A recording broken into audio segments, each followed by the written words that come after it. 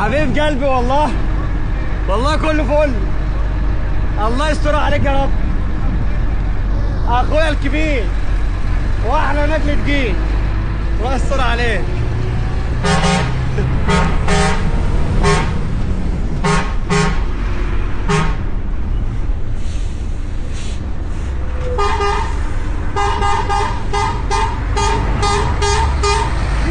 السلام عليكم حبيبي الغالي. عامل ايه؟ عم اخبارك ايه؟ الحمد لله بالسلامة. الله يسلمك حبيبي.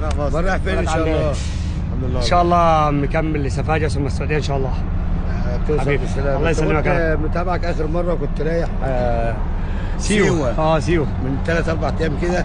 لا ده من انت بدري. كنت اليافطة انت بالصور عندنا دي في الضبعة مطروح 130 كيلو و 128 كيلو. يا سيدي غيروه. انت كنت في الضبعة اليافطة دي في الضبعة. حبيب قلبي والله حبيبي. انت اخبارك ايه؟ اه محترم. عامل ايه؟ شايفك في طنطا. حبيب قلب اخوك حبيبي والله.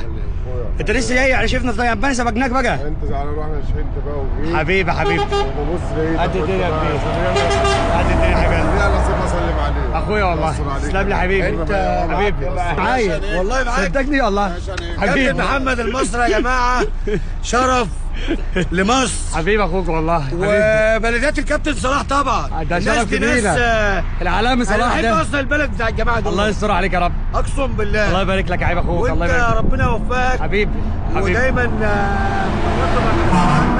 تسلم لي. وانت تسلم حبيب الكل ان شاء دعواتي. الله. حبيبي اخوك ربنا حبيبي عمي. يخليك. طب احنا بعد- نشرب شويه ينسون كده حلوين وبعد كده نتوكل على الله. احلى ناس في البيس. حبيبي